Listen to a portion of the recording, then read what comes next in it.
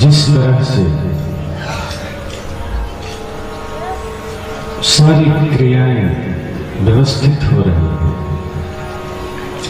सारे कार्य नियमतः चल रहे हैं,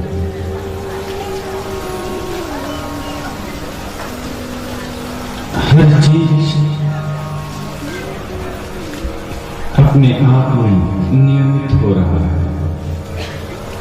ठीक इसी तरह हमारा भीतर का जीवन, यूं कहें हमारा संपूर्ण जीवन भी ऐसे ही व्यवस्थित हो जाए जैसा कि मैंने कल कहा था कि हम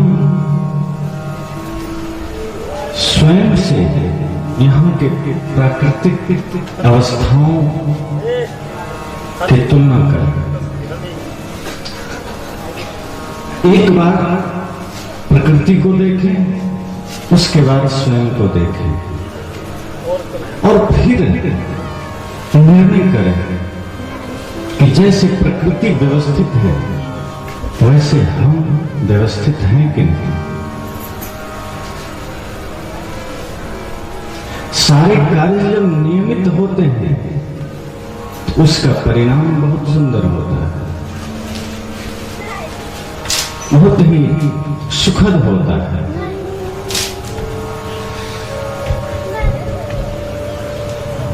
इसी प्रकार यदि हमारा जीवन व्यवस्थित हो जाए तो इसका परिणाम भी अत्यंत सुखद होगा।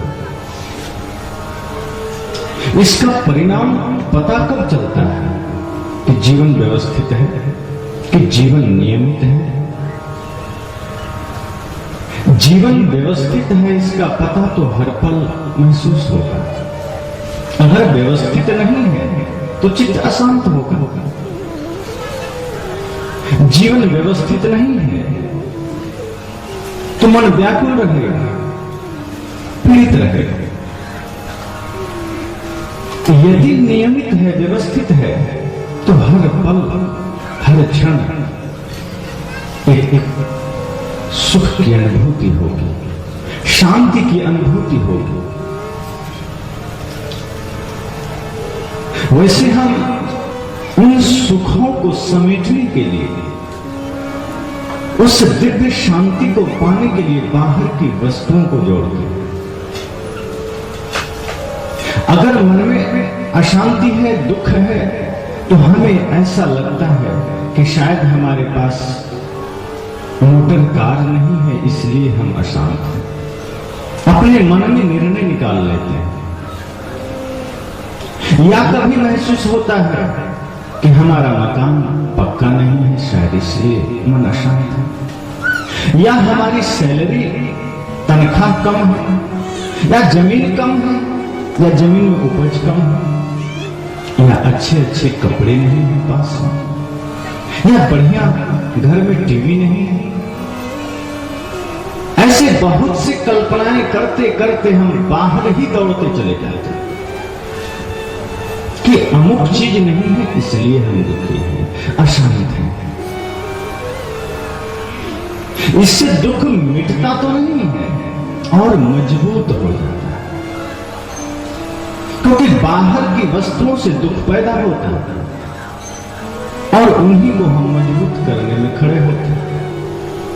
ये ख्याल ही भूल जाते हैं कि दुख जन्म लेता है भीतर हमारे मन से और इसको और बाहर बाहर बाहर करते चले जाते हैं। ये कोशिश नहीं कर पाते कि व्यवस्थित अगर जीवन को बनाना है तो वस्तुओं की आवश्यकता नहीं है, अच्छी गाड़ी की आवश्यकता नहीं है, अच्छे मकान की आवश्यकता नहीं है, अच्छे आचरण की आवश्यकता है, अच्छे विचार की आवश्यकता है। अच्छे आचरण होंगे, आप घास फूस की कुटिया में भी बड़े चैन की नींद सोएंगे। अच्छी रहनी होगी, खुले आकाश में भी आपको गहरी नींद आएगी। आचरण अच्छे नहीं, विचार अच्छे नहीं है तो आप 5 स्टार होटल में बैठेंगे, करवटें बदलेंगे, नींद नहीं आएगी। एयर कंडीशनर रूम में बैठेंगे, नींद नहीं आएगी। में तारे नजर आए, ये अवस्था हो अगर मन बाहर भागता है। लेकिन फिर भी हम वही चेष्टा करते, दुखी होते हैं। घर में एक साइकिल है, बहुत अच्छी बात है, यात्रा कर रहे हैं, लेकिन गलती से पड़ोसी कहीं मोटरसाइकिल खरीद लिया, अब हम दुख में पड़ जाते हैं, हमारा दुख शुरू हो जाता है। काम चलता था साइकिल से, बाजार हो आते थे, दूर जाना होता था, ट्रेन की यात्रा कर लेते थे, लेकिन पड़ोसी मोटरसाइकिल खरीद लिया, ये सबसे बड़ा दुख है कि हम क्यों नहीं खरीदे, पड़ोसी के पास मोटरसाइकिल। अब ये केन प्रकार हम प्रयासरत हो जाते हैं, किसी प्रकार मोटरसाइकिल हमारे द्वार पर भी खड़ी हो जाए। ये अलग बात है कि हैसियत नहीं है,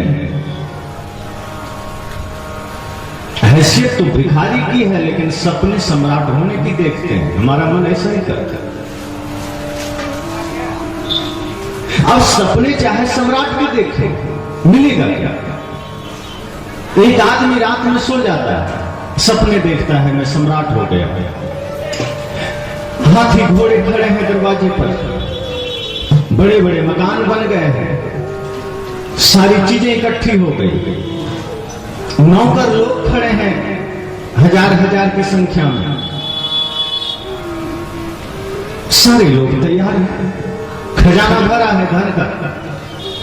और जैसे ही नींद खुलती है, सपना टूटता है, तो पता चलता है वही टूटी खाट, वही पुरानी सड़ी हुई झोपड़ी, वही काली कलूटी पत्नी, वही गंदे बच्चे, वही पड़ोसियों के झगड़े, इसके अलावा कुछ नहीं, क्या मिला?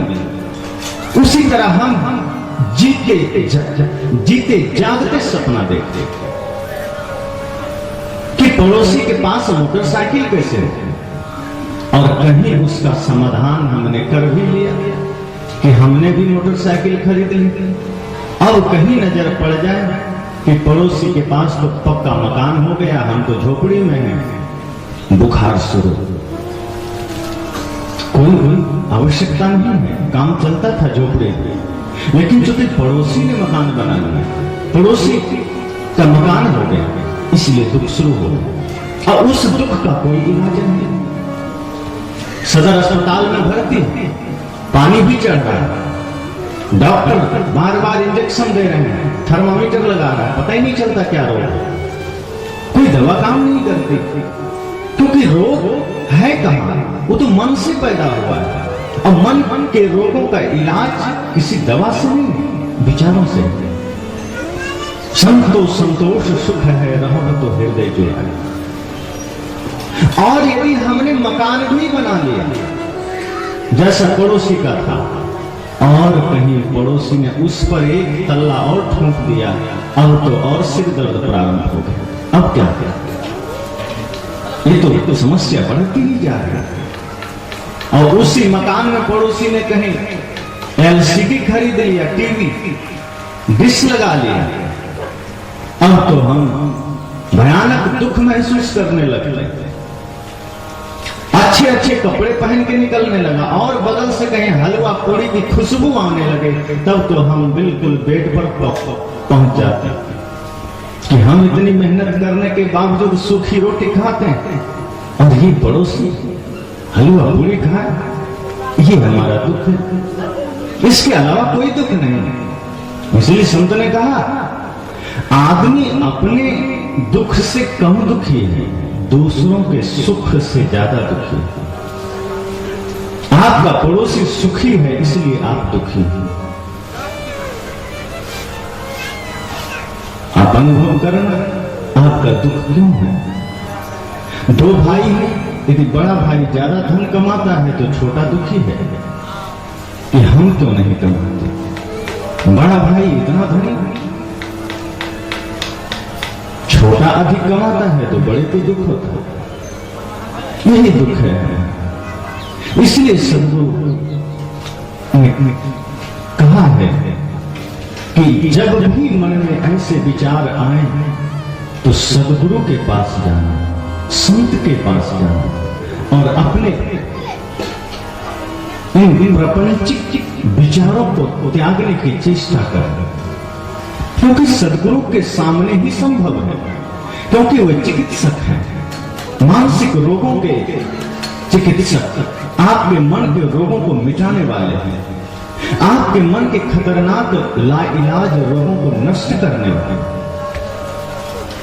और अगर गुरु के पास हम पहुंच भी जाते हैं और गुरुदेव संत गुरुजन हमारा इलाज प्रारंभ करते हैं, हम भागने लगते हैं, हम हड़बड़ा जाते हैं। अब किसी के पैर में, हाथ में, शरीर में कहीं घाव है, बड़ा फोड़ा हो गया, वो आदमी डॉक्टर के पास गया। डॉक्टर ने कहा ऑपरेशन करना पड़ेगा। हम तैयार हो गए। अब डॉक्टर ने ऑपरेशन प्रारंभ किया। अब ऑपरेशन करने का मतलब ही है घाव को चीरेगा, फाड़ेगा, उसमें जो गंदगी है, ऐसे तत्व हैं जो शरीर को नुकसान पहुंचा रहे हैं, उसको बाहर करेगा। अनावश्यक चीजें जो उसमें भर गई, जहर, उसको मिटाए। और हम डॉक्टर का हाथ पकड़ लें कि ये क्या कर रहे हो, कैंची चला रहे हो, चाकू चला रहे हो, अरे मुझे काटे जा रहे हो, तुम तो हत्यारा हो। जहां ऐसा हमने किया, हमारा इलाज होना मुश्किल। डॉक्टर के हाथ में चाकू जरूर है, कैंची जरूर है, लेकिन आपको मारने के लिए नहीं है, आपको बचाने के लिए, नया जीवन प्रदान करने के लिए, स्वास्थ्य प्रदान करने के लिए। ऐसे ही सदगुरु जब हमें गढ़ते हैं, ठोंकते हैं, विचारों से जब हमको